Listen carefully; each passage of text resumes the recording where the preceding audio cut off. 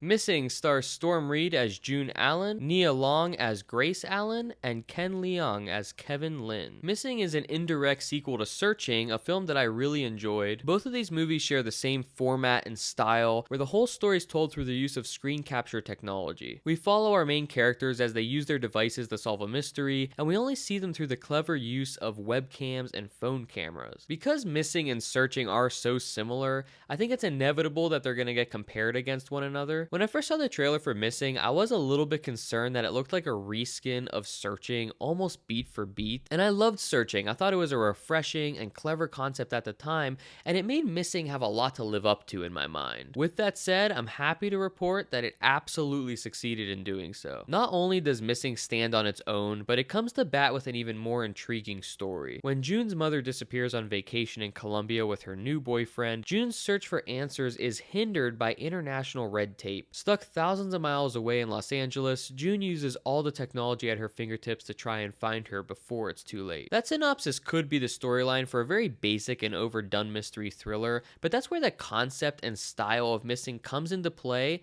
and elevates the movie. As I mentioned before, most of this movie is just a computer screen as we watch June investigate her mother's disappearance. She does so in a way that's very relatable, unlike most movies where Google was called internet search and the main character has to go to the library to use the internet for some reason. Inevitably, we end up feeling how June's feeling in the first person. It gives us a really limited but realistic and relatable perspective. As an audience, we can only see our main character when she's using FaceTime or leaves her camera on while web searching. It's a really clever and cheap way to make a movie, but it also makes it feel more like real life in a way. Typically, when I see the overuse of social media or technology in a movie, it makes me want to run the other way. Like in The Batman, when the Riddler's talking to his social media followers, or when he's FaceTiming Batman and you see his little bat head in the corner. The point is that 90% of the time, it doesn't work. But with extremely clever execution, Missing is able to do exactly what Searching did, where they make an entire movie with the overuse of technology and social media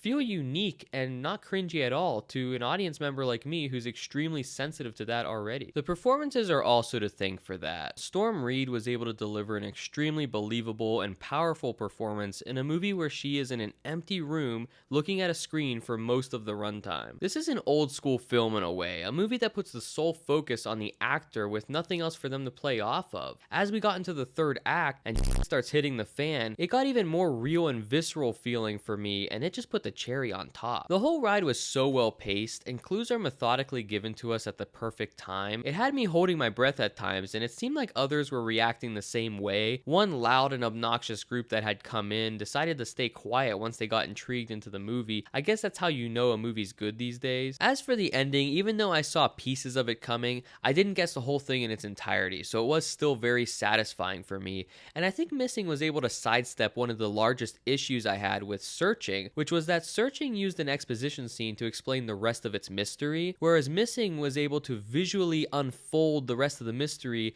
and it was so much more pleasing that way. As for negatives, Missing is not perfect. There were times when I thought the direction was a little bit muddy, and what I mean is that although the pacing and everything else seemed like it was on point, the transitions and overall presentation felt a little jarring at times, I think just because of a lack of cohesive direction. Missing is a feature film debut for Nicholas D. Johnson and Will Merrick, and I can't help but feel like the story, which was written by Anish Chaganty, who directed Searching, carried the movie a little bit. It felt like the budget and production value went up from Searching, while the vision and direction went down just enough for me to notice, but not enough to ruin the movie. There were also times where I think people will feel like the movie's taking some liberties to get them from point A to B, but I do think those decisions ended up paying off in the end. I also have to mention that I don't know if it was just my theater, but the sound mixing for this movie was horrible. There were super quiet moments that all of a sudden would get so loud that it would hurt my ears. I think they're just trying to build tension at certain moments, but it didn't feel justified for that scene or the reveal that was happening. It didn't really justify the ear